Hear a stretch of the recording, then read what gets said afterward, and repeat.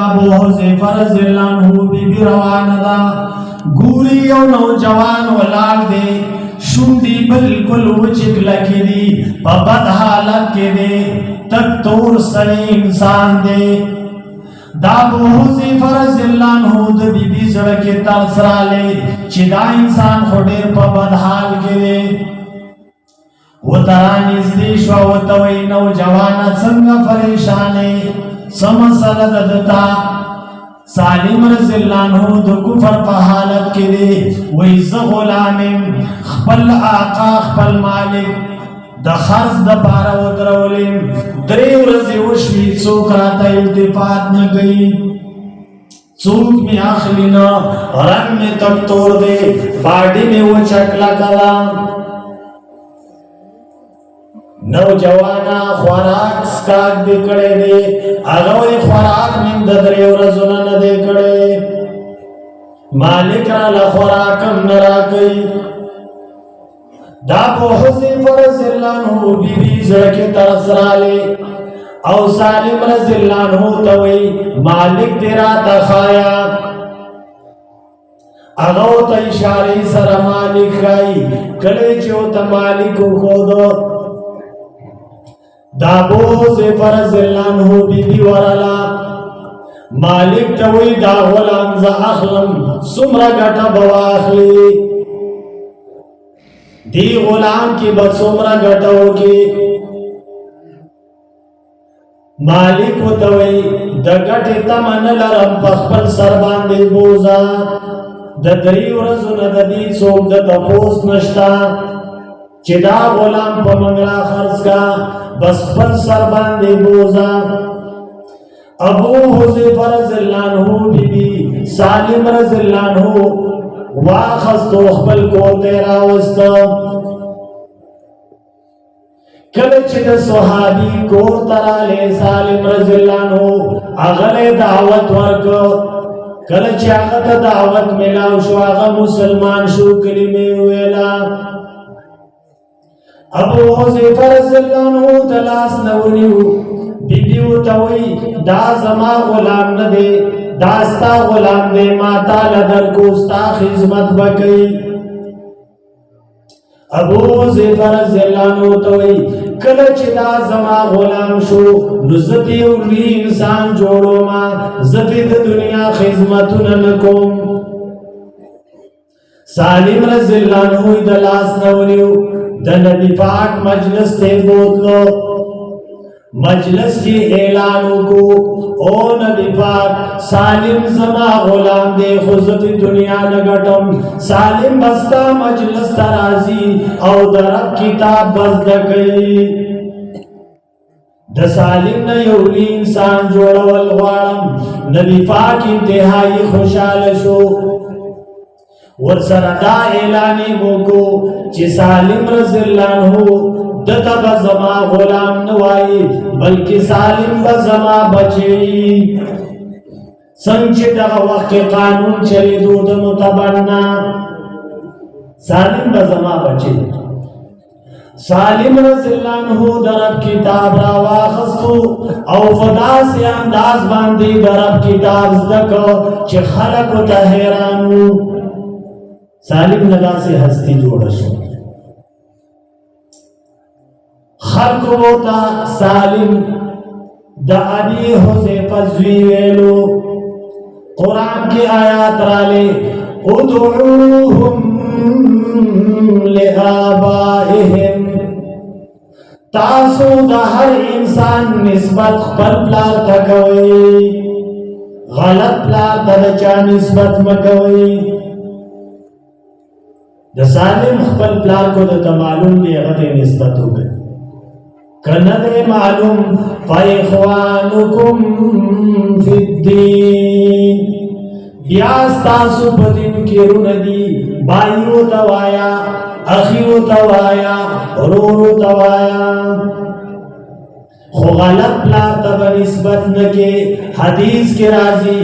کم مسلمان چې د خپل ځان نسبت غلط پلار ته وکړي فالجنت علیه حرام په دغه مسلمان باندې جنت حرام دی یو حدیث کے راضی چاچی خپل نسب بدل کو غلط پلار تے نسبت کو پیدا دیو نہ دیو داوی دغن دان پلار دے فعليه لعنة الله والملائكة والناس أجمعين فدغ انسان دا اللہ لعنت دے دا فرشتو لعنت دے دا طولو خلقو فی لعنت دے زمن پختنو کم دا یو قانون دے چی بچے دے یو بل لے ورکی وغیر پشناختی کارٹ کم پزان پسی اخیج دا یاد ساتی چې د بل بچی دی تعالی الله اولاد نه دی درکړی د بچی تو مینه وسکولی شي خو یاد ساته میراث به د خپل پلار نه رسي نسب به په خپل پلار پسې ځي شناختی کارت کې به په خپل پلار پسې کدا شناختی کارت په بل پلار پسې جوړ کو نو یو خو دې ځان جهنمي کوي دویم د آدم علیه السلام نه چې کومه سلسله را روان وه هغه دې دلته کټ کړه بل طرف ته لاړه روغ نسب دی خوزو دا جرم دی دا بانکی بہر حال کلچ دا یاتو نرال سالم رضی اللہ عنہ پریشان شو چه مات اللہ بہترین پلار را کڑیو زکا سالم دور کوٹی والینا دماشم والینا دا یو میلینا پبلک خرچوے دا بلینا پبلک خرچوے دا پلار پتے نلگی دا مور پتے نلگی دا هغه صحابي ځینې مورخین نومونه لیکلي دي خو تحقیقي خبره دا ده چې د مور پلار پته نه لري ماشوم او د مور پلار نه جدا شوی کله چې دا آیات راغلې سالم رضی الله عنه پریشان شو ابو حذیفه رضی الله عنه ته وی سالم ته درب کتاب وایا تازه پریشان ته نور کوم یو خیگڑا میں دا صدا اگڑا چتما آزاد لی پوچی تو میونی ولی دویما خیگڑا دا صدا کم چدنن اخوات زماروری ربوی پا اخوانکم فی الدین بس دنن اخوات سالم زماروری سالم رضی اللہ عنہ درب کتاب دسیز دکو چی نبی پاک صحابو تا اعلان کئی خذ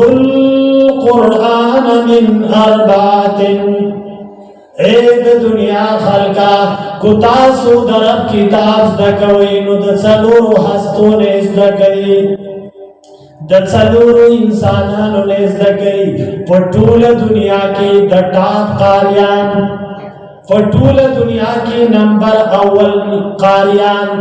من عبداللہ ابن مسعود وسالم مولا ابی حذیفہ سالم کم زیدہ ہو رسے سالم چی درب کتاب سر تعلق شو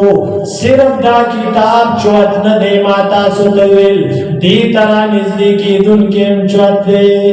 سالم امولی دا سالم لاړې د غلامانو د منډینا او د ټولي دنیا د انبیاو سردار وي خذ القرآن من اربعات چې نبی د چا په باره کې اعلان کوي خدا څوک دی کنه دا عبد الله ابن مسعود د قرآن زده کوي د سالم نه قرآن زده کوي د معاذ رضی اللہ عنہ نا قرآن زدکی د عبی ابن کعب رضی اللہ عنہ نا قرآن زدکی دا ځان له هر یو صحابي د دې لوی داستان او ما صرف د یو صحابي خبره تاسو ته وکړم چې هغه صحابي د میلې نراله د نبی مجلس کې قرآن ویلو د ټولي دنیا په قاریانو کې د ټاپ په قاریانو کې رااله امام بخاری چکل دا سالم رضی اللہ عنہ تذکرہ کئی امام بخاری وی سالم اغا ہستی دا چدا دا مسجد قبا امامو دا مسجد قبا امام سالم رضی اللہ عنہ او ناشنا خبر و سبلک امام بخاری چی سالم امام دے د مسجد قبا هغه جمعات چې هغه کې دوه رکعاته کول د قبول شوی عمره برابر ثواب لري هغه جمعات چې الله قرآن کې وایي د دې بنیاد د دې تادو د دې بیخ په تقوا جوړ شوی دا هغه جماعت دغه آیات هلته په دغه مسجد قبا کې په دې ګیټ باندې لګېدلی او هلته چې زلالم د سالم رضی الله عنه واقعه ما هلته ویل په میډیا باندې شته چې دا هغه جماعت دی چې سالم د دې امام بخاری وی کمال دا دے چی سالم امام دے او ابو بکر مقتدی دے عمر فاروق مقتدی دے بیا داغی وجم خی چی سالم سنگ امام دے عمر او ابو بکر سنگ مقتدیان دی لئنہو اکثرهم قرآنا کمال داو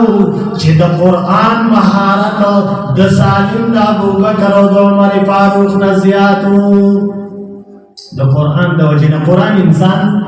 مخکې کوي ما تاسو ته ویل قرآن انسان مخکې کوي محراب تم هغه څوک مخکې کېږي چې قرآن زده وي د مانځه په ټیم کې چا ویلي دي چې ملک صاحب څه شه چېرته چا غږ کړی دی جومات کې هغه ډي اس پي صاحب څه شو اغا تانادار سیب چشو اغا خان سیب چشو اغا منبر سیب چشو ہر مانزق وقت خلق وی قاری سیب چشو دا دی دمرا خلقونے چی مخی کی گی دا تعلق دا قرآن سر دے دا قرآن دا وجہ مخی شوے دے او دا موری حدیث کی رازی چی چاد اللہ کتاب ویلے دے دا قبر کی مخی دے